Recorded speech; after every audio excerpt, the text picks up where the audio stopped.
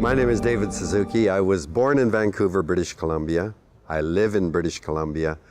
And for most of my adult life, I was a geneticist, a scientist, but I had a secondary career in the media as a broadcaster.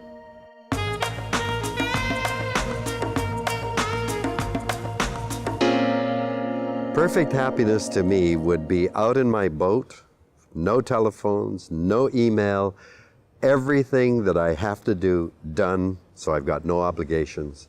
I can just be by myself, fishing. My greatest fear is a collapse somewhere in the ecosystem of the planet so that it can no longer tolerate the ability of the Earth to support life, not just for human beings, but for most species on the planet.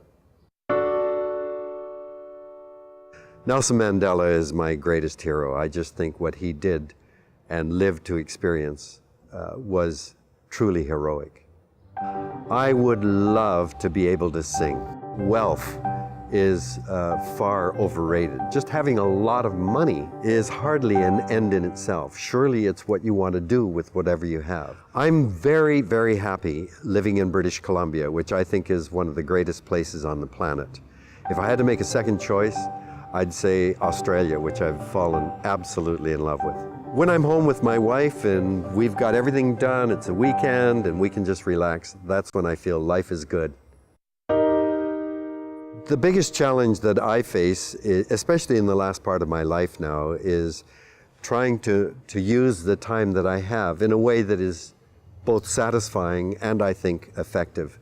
My problem is I just tend to grab onto too many things to do, and it's distracting and disruptive, and it makes me far less effective. To me, in Canada, I feel my most obvious characteristic is that I'm Japanese. Now, it's interesting, when I went to Japan, I thought, well, I'm going to be looking just like them, and apparently I stand out and glow like a Canadian. Can you believe that? Over there, they say I'm very different in the way that I behave and carry myself. To me, the lowest that I could ever feel is when I feel there is no hope. Hopelessness, to me, must be the most terrifying state for a person to be in. And I think many people in the environmental movement often teeter on the point of feeling that it's hopeless. I've just come back from a week of backpacking in the Rocky Mountains with my wife and my daughter and her boyfriend, and I can't think of anything more satisfying than that, of doing things with my family, things that have to do with the out of doors and just enjoying each other's company without the distraction of all the other electronic stuff. I think faxes, emails, telephones, all that stuff interferes with the ability of really having the greatest pleasure of indulging in other human beings, especially family. The thing I guess I most dislike in myself is that I tend to see the world in terms of the cup being half empty, rather than taking pleasure in the fact that it's still half full. The thing I most dislike in people that I deal with is insincerity. I don't mind handling someone that doesn't agree with me, that violently disagrees with me, as long as we're upfront and honest about the way that we're dealing with each other. The vast majority of people were just anonymous people that will disappear from history. And I identify with the 99% of people who have no historic memory at all. I try not to lie. I think honesty is a very important virtue. But I guess if I tell fibs, it's when I think maybe it's not important or it will save someone else's feelings. But of course, that's always a great way to rationalize whatever you do. I've never really thought of my life as one of achieving things. It was just doing things, trying to do the best I could. But if I were to boast about the best thing that ever happened to me that I did, I guess it is to convince my current wife, Tara, that I was worthwhile spending the rest of her life with. That to me was just an overwhelming achievement. As you get older, I think you look back on past times and there's a whole revisionist thing that sets in. So I can think of the past and think, oh, I was really happy then.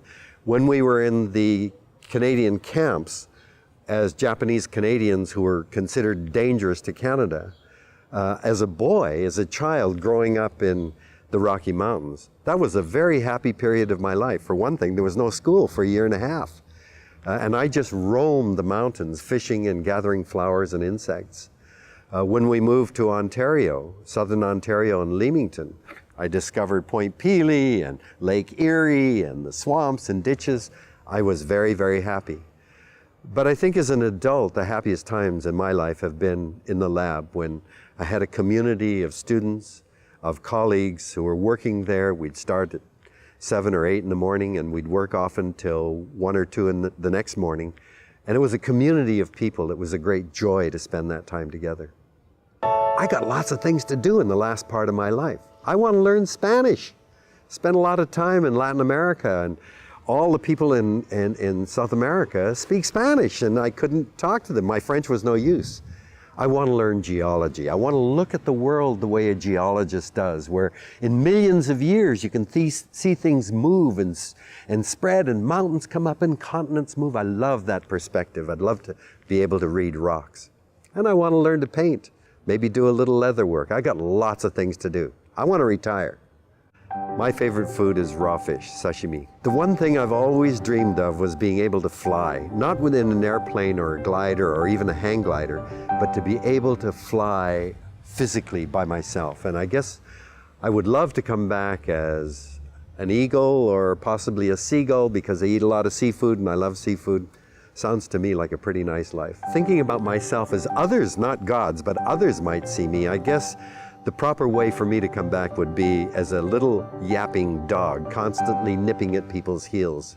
One of my favorite sounds is the sound I just had when I was hiking in the Rocky Mountains, waking up in the morning and hearing the splash of trout in the morning feed. And that urges me to get out of the tent quick with my fly rod. My father taught me a very important motto, I guess, and that is, you are what you do, not what you say. And we have other ways of saying it. Actions speak louder than words, or we used to say as kids, you know, all talk, no action. The important thing is that we define ourselves by what we do, not all the fine words that we use.